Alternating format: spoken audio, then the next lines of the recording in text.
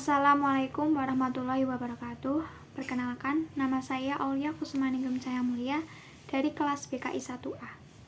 Di sini saya akan menjelaskan tentang apa itu Al-Quran serta Al-Quran dari masa ke masa. Menurut bahasa, Quran berasal dari kata qoro'ah yaqro'u Quran yang artinya bacaan atau yang dibaca. Sedangkan menurut pengertiannya sendiri, Al-Quran adalah kalamullah yang diturunkan kepada Nabi Muhammad yang sampai kepada kita melalui jalan mutawatir, tertulis dalam mushaf, diawali dengan surat Al-Fatihah dan diakhiri dengan surat An-Nas, serta dipandang beribadah jika kita membacanya. Al-Quran mempunyai nama lain, yaitu ada Alkitab, Asy-Syifa, Al-Furqan, Al-Dzikr, dan At-Tanzil. Yang pertama Alkitab. Alkitab artinya kumpulan atau catatan. Al-Quran disebut Alkitab karena Al-Quran mengumpulkan dan menghimpun berbagai persoalan kehidupan. Persoalan kehidupan yang dimaksud di sini yaitu persoalan kehidupan yang terjadi di masa lalu, masa sekarang, dan masa yang akan datang. Yang kedua ada Asy-Syifa. Asy-Syifa artinya obat. Al-Quran dapat menyembuhkan penyakit fisik maupun penyakit batin seseorang. Karena dengan melalui membaca Al-Quran, maka hati kita akan merasa tentram dan damai. Yang ketiga ada Al-Furqan. Al-Furqan artinya pembeda. Al-Quran menjadi pembeda yang hak dan yang batil.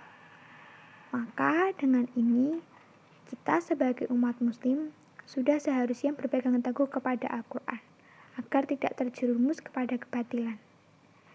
Yang keempat ada Al-Dzikr. Al-Dzikr artinya pemberi peringatan. Al-Quran mengingatkan kepada umat manusia tentang adanya siksa Allah bagi mereka yang melanggar perintahnya. Selain itu, Al-Quran juga memberikan nasihat kepada orang yang sedang gelisah. Yang kelima ada At-Tanzil. At-Tanzil artinya diturunkan.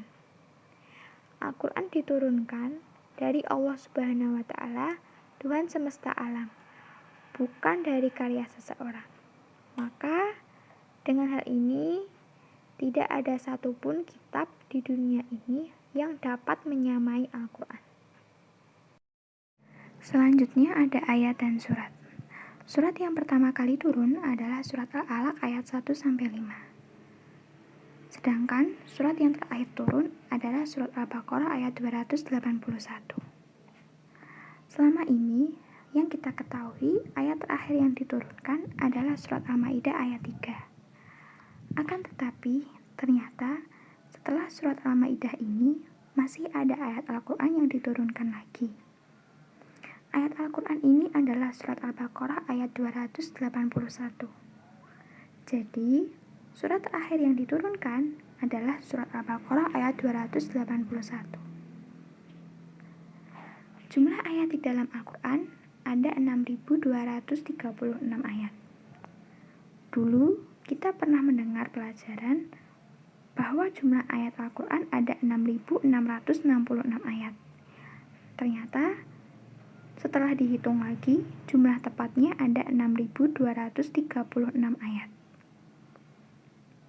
Untuk suratnya sendiri, di dalam Al-Quran ada 114 surat.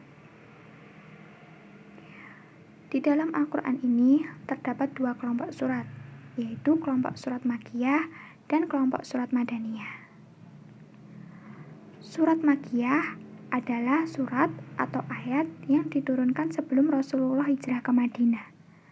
Sedangkan surat Madaniyah yaitu surat atau ayat yang diturunkan setelah Rasulullah hijrah ke Madinah. Al-Quran sebagai mukjizat. Al-Quran mempunyai 4 mukjizat. Mukjizat yang pertama, fathah dan balaghahnya. Al-Quran memiliki keindahan susunan dan gaya bahasanya. Yang kedua, di dalam Al-Quran terdapat berita-berita dan janji-janji tentang masa yang akan datang. Berita-berita ini sepenuhnya adalah benar. Janji-janji yang terdapat di dalamnya adalah janji kemenangan bahwa kaum muslim akan memerintah di bumi ini. Yang ketiga, memberitakan orang-orang terdahulu. Al-Quran menceritakan tentang kaum-kaum nabi terdahulu. Contohnya, seperti kaum Ad, kaum Lut, kaum Nuh, dan kaum Samud. Yang terakhir, banyak dijumpai fakta-fakta ilmiah pada masa itu. Al-Quran menceritakan tentang kejadian langit dan bumi, bulan dan bintang, matahari dan planet-planet lainnya, serta asal-usul kejadian manusia. Selanjutnya adalah Al-Quran dari masa ke masa. Di sini saya akan menjelaskan Al-Quran dari masa ke masa. Pertama, Al-Quran di masa Nabi.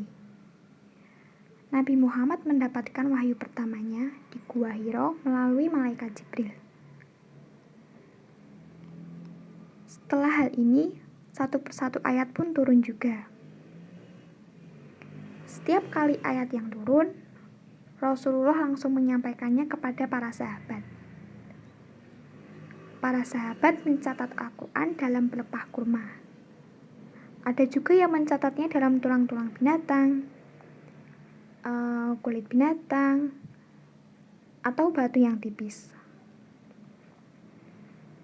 Selain itu, ada juga yang mengandalkan kekuatan hafalannya saja. Kedua, Al-Quran di masa sahabat. Al-Quran di masa sahabat ini dibagi menjadi 3, yaitu pada masa Abu Bakar dan Umar, pada masa Utsman, dan setelah Khalifah Utsman. Pada awal kekhalifahan Abu Bakar, muncul nabi palsu. Mengetahui hal ini, Abu Bakar menyiapkan pasukan muslim. Pasukan muslim ini untuk memerangi nabi palsu itu. Banyak di antaranya kaum muslim yang gugur, yaitu sekitar 70 orangnya adalah penghafal Al-Quran. Melihat hal itu, Umar menyarankan kepada Abu Bakar untuk menghimpun Al-Quran dalam satu mushaf. Awalnya Abu Bakar ragu karena Rasulullah tidak pernah melakukannya. Akan tetapi, untuk kebaikan umat, akhirnya Abu Bakar setuju. Lalu beliau memerintahkan Zaid bin Tsabit untuk menghimpun Al-Quran. Setelah Abu Bakar wafat, mushaf itu diberikan kepada Umar. Lalu dipegang oleh putrinya Umar, yaitu Hafsah, setelah Umar meninggal. Pada masa Utsman, timbul berbagai perdebatan tentang bacaan Al-Quran. Mengetahui hal ini, Utsman langsung memerintahkan Zaid bin Tsabit untuk menjadikan beberapa mushaf yang kemudian dikirim ke beberapa kota besar.